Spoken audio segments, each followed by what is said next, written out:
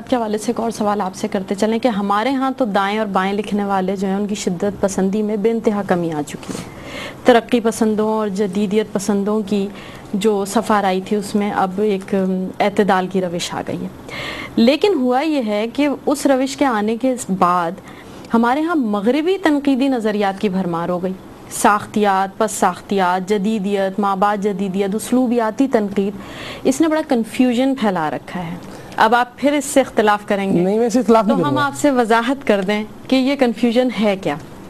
اس سے آپ کے پچھلے سوال کا جواب بھی مل جائے گا جو آپ نے ہم سے کیا تھا. کنفیوژن یہ ہوتی ہے کہ ایک تخلیق کار تو یہ تمام باتیں نہیں سمجھ پاتا. جی. اب بیچارہ شاعر بیٹھا ہے اور کوئی نقاد اس کو کہے کہ اس کی شاعری میں مابعد جدیدیت ملتی ہے اور یہ اچھا نقاد خود نہیں سمجھ پا رہا. وجہ یہ ہے کہ جب ترجمہ ہو کے یہ نظریات ہمارے ہاں آتے ہیں تو ایز اٹ از نہیں آتے، وہ چیز کچھ کی کچھ ہو جاتی ہے. تو یہ جو ایک کنفیوژن سا ادب میں پھیل رہا ہے، اس کا مقابلہ نئی نسل کیسے کر سکتی ہے اور نئی نسل اس بارے میں کچھ سوچتی بھی ہے یا نہیں؟ دیکھیے، پہلی بات تو یہ کہ نئی نسل میں شاید آپ ان چند شاعرات میں سے ایسے ہیں جو خود تنقید پہ تحقیق کر رہی ہیں.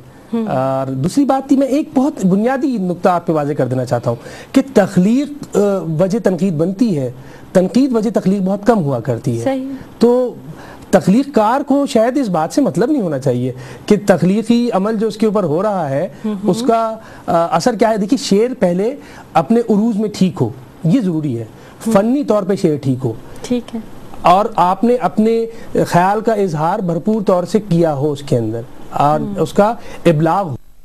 This time check is brought to you by HOM Quality Foods.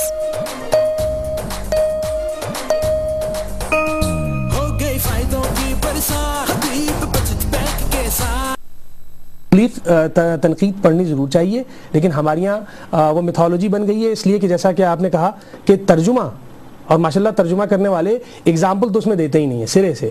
جتنی بھی تنقید میں نے پڑھی اردو میں، اس میں کہیں کوئی مثالیں دے کر نہیں سمجھایا گیا کہ جو آپ نے اتنا بڑا ایک پیراگراف لکھا تھا اس کا دراصل مطلب کیا نکل رہا ہے.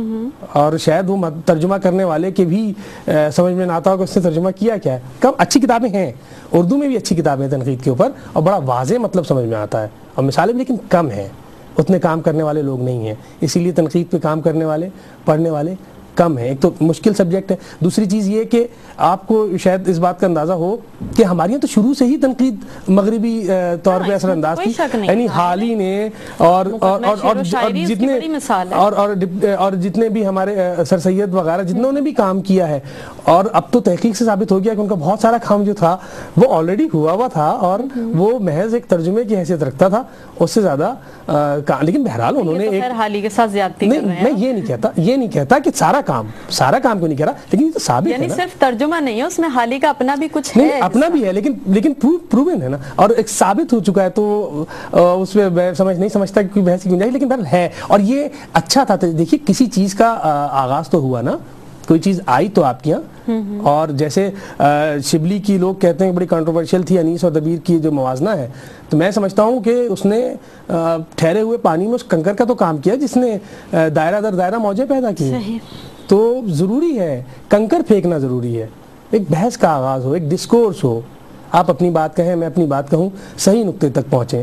صحیح نقطے تک بعض اوقات اگر محض صف آ رہی ہو، جو کہ ماشاءاللہ ہماری یہاں آج کل بہت ہو گئی، تو صحیح نقطے تک بعض اوقات صحیح نقطہ اس میں گم ہو جاتا ہے. صحیح بات ہے. کلام سنتے ہیں آپ کا، کہیں ایسا نہ ہو کہ گفتگو میں کلام گم ہو جائے.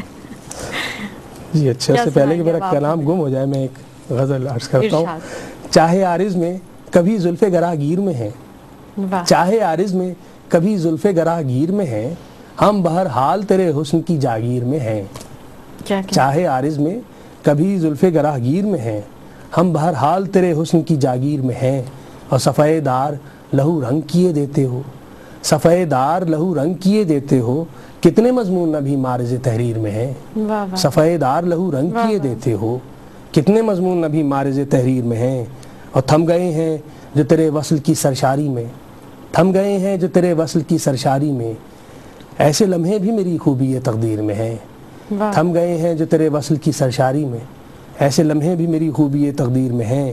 اور زندہ رہنے کی طلب، جان سے جانے کا جنون، زندہ رہنے کی طلب، جان سے جانے کا جنون، جتنے جذبے ہیں تیرے عشق کی تاثیر میں ہیں. زندہ رہنے کی طلب، جان سے جانے کا جنوں، جتنے جذبے ہیں تیرے عشق کی تاثیر میں ہیں، اور ایک کوچا تھا کئی جہاں سے گزرنے والے، ایک کوچا تھا کئی جہاں سے گزرنے والے، ہم بھی اے خواب پریشاں تیری تعبیر میں ہیں۔ ایک کوچا تھا کئی جہاں سے گزرنے والے، ہم بھی اے خواب پریشاں تیری تعبیر میں ہیں، اور ہم چراغوں کو بجھا دیتے ہیں عاشور کی شب۔ کیا کہنا، ہم چراغوں کو بجھا دیتے ہیں عاشور کی شب، ہم بھی تو پیروی حضرت شبیر میں ہیں۔ سبحان اللہ۔ ہم چراغوں کو بجھا دیتے ہیں عاشور کی شب، ہم بھی تو پیروی حضرت شبیر میں ہیں۔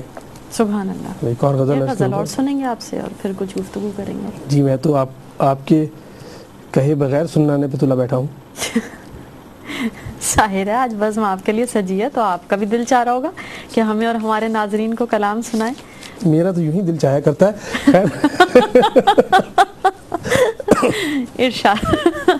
ایک غزل عرض ہے کہ دل کی ہر شام سرے آئینہ خانہ بیتے، دل کی ہر شام سرے آئینہ خانہ بیتے، خود کو دیکھا ہے مگر ایک زمانہ بیتے۔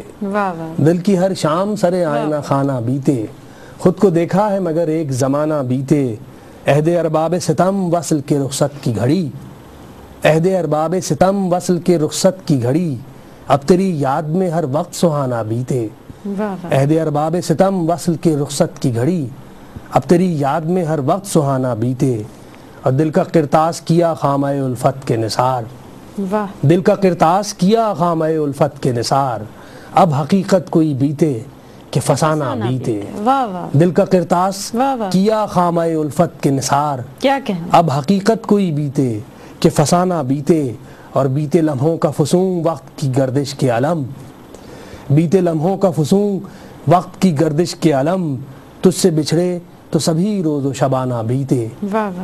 بیتے لمحوں کا فسون وقت کی گردش کے علم، تجھ سے بچھڑے تو سبھی روز و شبانہ بیتے، اور مدتیں بیتیں کہ ہے اب بھی تمنائے خرد، مدتیں بیتیں کہ ہے اب بھی تمنائے خرد، بیتنے والوں میں بیتے تو دیوانہ بیتے، مدتیں بیتیں کہ ہے اب بھی تمنائے خرد، بیتنے والوں میں بیتے تو دیوانہ بیتے، دل کی ہر شام سرے آئے نہ خانہ بیتے، خود کو دیکھا ہے مگر ایک زمانہ بیتے۔ سبحان اللہ، بہت خوب۔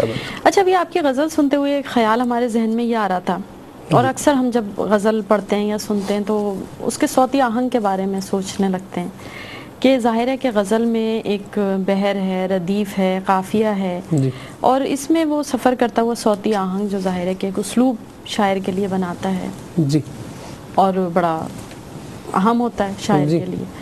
ہم یہ جاننا چاہ رہے ہیں کہ نئے لکھنے والے اتنے فنی قواعد میں اپنی بات کہہ بھی پاتے ہیں یا صرف ردیف